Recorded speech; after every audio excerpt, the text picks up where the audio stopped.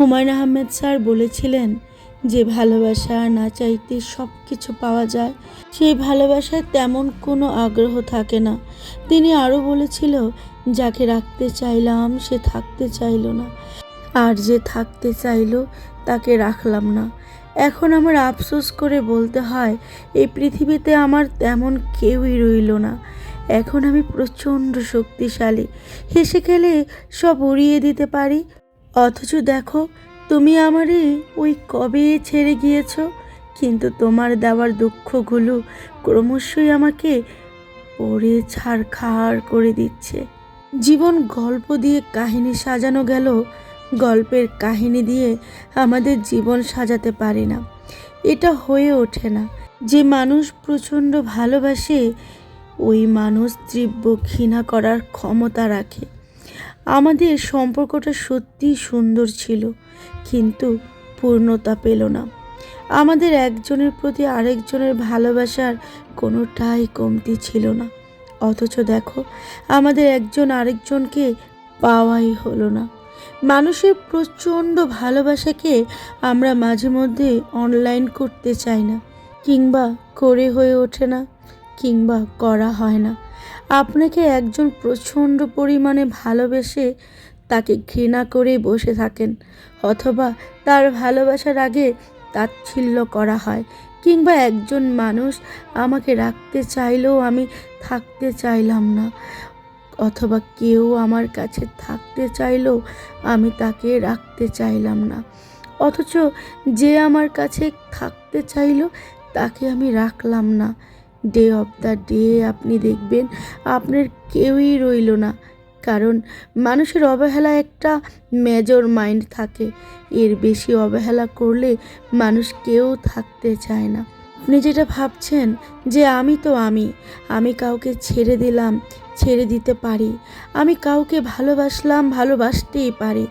একটা সময় পর্যন্ত আপনার যুক্তি ঠিক থাকলেও একটা সময় পর গিয়ে দেখবেন কেউ আপনার আর সাথে নেই।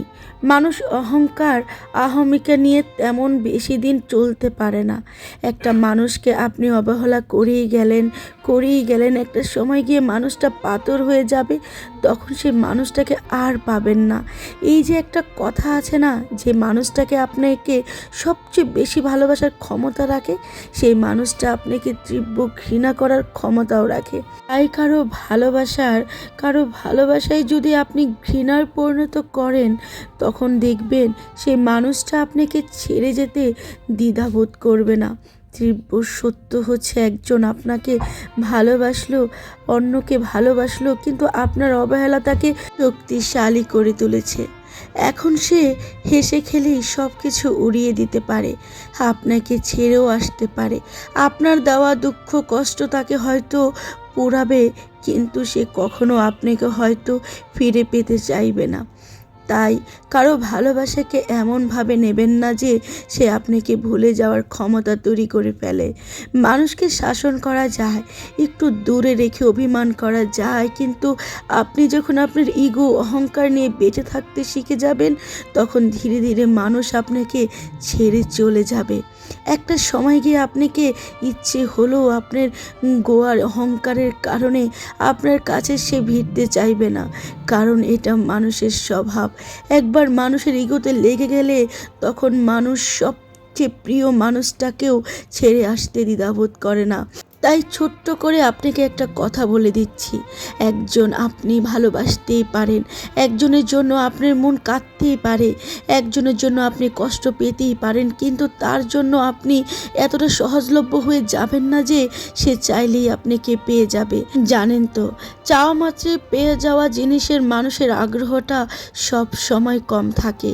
এইভাবে আপনি অন্যের কাছে নিজের আগ্রহটা যখনই হারিয়ে ফেলবেন, তখন দেখবেন মানুষ আপনাকে ছিচকে মানুষ মনে করবে, যে তাকে চাইলেই পাওয়া যায়। এই জায়গাটা থেকে নিজেকে বিরত রাখা খুব বেশি প্রয়োজন। তো ফ্রেন্ডস, কণ্ঠে ছিলাম আমি আপনাদের বোন ফাতেমা। ভিডিওটা কেমন লেগেছে অবশ্যই কমেন্টে জানাবেন। আজকের বিউটিফুল শুক্রবারের রান্নার সাথে সাথে জীবনের বাস্তব কিছু সত্য কথা আপনাদের মাঝে তুলে ধরার চেষ্টা করলাম। যদি ভিডিওটা ভালো লেগে থাকে, ভালোবেসে চ্যানেলটা সাবস্ক্রাইব আর আমার পেজটাকে ফলো করিয়ে দিতে পারো। আর আমার ভিডিও, আমার কথা, আমার কণ্ঠ এবং আমাকে কেমন লাগে তোমাদের, এবং আমার বলে যাওয়া তোমাদের জন্য ভিডিওতে কথাগুলো তোমার কেমন লেগেছে কমেন্টে জানাতে ভুলবেন না। আল্লাহ হাফেজ।